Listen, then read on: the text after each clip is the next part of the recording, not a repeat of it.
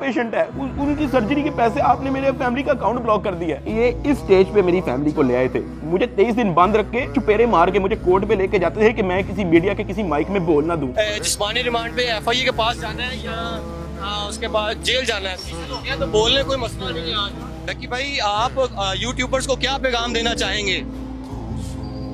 बात नहीं करेंगे। ताहम आज जो है वो बात तो नहीं करने दे रहे, लेकिन डक्की भाई को जो है वो सुबह सवेरे जो है आज अदालत में पेश किया गया है। बिल्कुल जी, बात तो नहीं कर सकते डक्की भाई। इससे पहले भी हमने जब इनसे गुफ्तगू करने की कोशिश की है तो NCCI एहलकारों की जानिब से जो वो मना कर दिया गया है कि वो किसी भी किस्म से जो है वो गुफ्तगू नहीं करेंगे। डक्की भाई कुछ कहना चाहेंगे? डक्की भाई आप कुछ कहना चाहेंगे? भाई कुछ तो बोलिए। तो मना नहीं किया आपको, आप लॉयर्स ने मना किया कि भाई सारी तो आपने तहकीकात के बारे में आपने ताउन किया, उसके बावजूद क्यों ही कहा जा रहा है? मेरी गिरफ्तारी के 23वें दिन जब मुझे जज साहब के सामने पेश किया तो फाइनली मैं जुडिशल हो गया। जुडिशल का मतलब यह है कि अब मैं जेल जा रहा हूँ। जज साहब ने ऑर्डर लिख के दिया कि हमने बंदा जुडिशल कर दिया है। अब जुडिशल करके कोर्ट से बंदा डायरेक्ट जेल नहीं जाता, कोर्ट से एक बार NCCI ऑफिस वापस आता है, वहाँ पे उसके कुछ पेपर्स रेडी होते हैं, उसके बाद उसको जेल भिजवाया जाता है। तो जब मैं कोर्ट से NCCI ऑफिस वापस आया, वही बिग ब्रदर उधर मौजूद था। मेरी तरफ देख के कहा, डक्की तेरे से पैसे किसने लिए? मेरा दिल इधर मुंह में आ गया। मैंने कहा यार ये मेरे साथ क्या हुआ? अब क्योंकि उसने मेरे से डायरेक्ट पूछा कि तेरे से पैसे किसने लिए, उसने मेरे से ये भी नहीं पूछा क्या तेरे से कोई पैसे ले रहा है, उसने मेरे से कहा कि तेरे से पैसे किसने लिए। मैंने कहा कि जी ये शुएब रियाज और उसकी टीम ने, इन्होंने जो है वो पैसे ऊपर हायर अफसरान को भी पहुँचाने हैं। कहता अच्छा, कोई डिटेल है तेरे पास? मैंने कहा कि सर मैं तो इनके साथ हवालात में था, जेल में, सेल में, तो मेरी सिर्फ फैमिली को पता है कि एग्जैक्टली क्या हुआ। फैमिली 5-10 मिनट के लिए मेरे से मिली थी, लेकिन उन्होंने मुझे बहुत छोटा छोटा मोटा मोटा बताया, ज़्यादा डिटेल का मुझे नहीं पता। तो फिर उसने पूछा कि कितने पैसे लिए हैं? मैंने कहा जी 60 लाख रुपए लिए। वो भी मेरी वाइफ को नामजद करने का कह रहे थे कि जो मेरी बीवी को अरेस्ट कर लेंगे, अगर आप चाहते हैं कि हम आपकी वाइफ को अरेस्ट ना करें तो ये 60 लाख रुपया पहुँचाएँ, तो वो हमें 60 लाख रुपया उस काम में दिए। उसने कहा ठीक है तू जेल जा, लेकिन उससे पहले कहीं से कॉल करवा और अपनी फैमिली को कह कि तेरा एक दोस्त मिलने आ रहा है, उससे मिलना है। मैंने कहा ठीक है।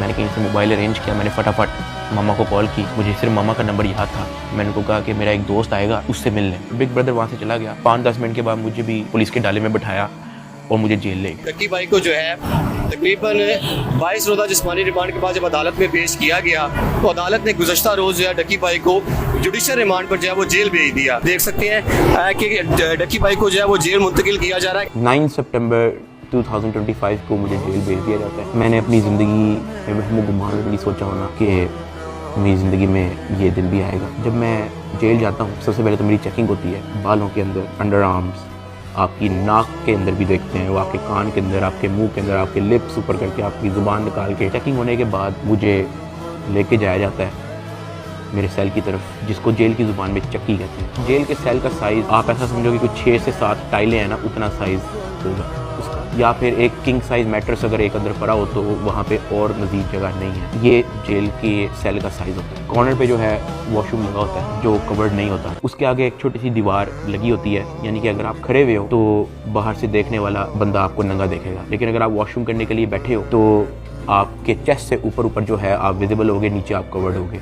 इस हद तक बस दीवार होती है वहाँ पे। उसी के ऊपर जो है वो एक टूटी लगी होती है पानी की। मैं जब अपने सेल में आता हूँ तो शाम हो जाती है, मुझे सेल में लाते ही लॉक कर दिया जाता है, क्योंकि मेरा नया नया एक्सपीरियंस होता है। मुझे नहीं समझ आ रही होती है कि मैं कहाँ पे आ गया हूँ। मैं इधर उधर देखता हूँ, परेशान हो जाता हूँ कि ये क्या हो रहा है मेरी ज़िंदगी में। बहुत ऊंचा पंखा लगा होता है जहाँ से मुझे आइडिया होता है कि कोई चाह के भी खुदकुशी नहीं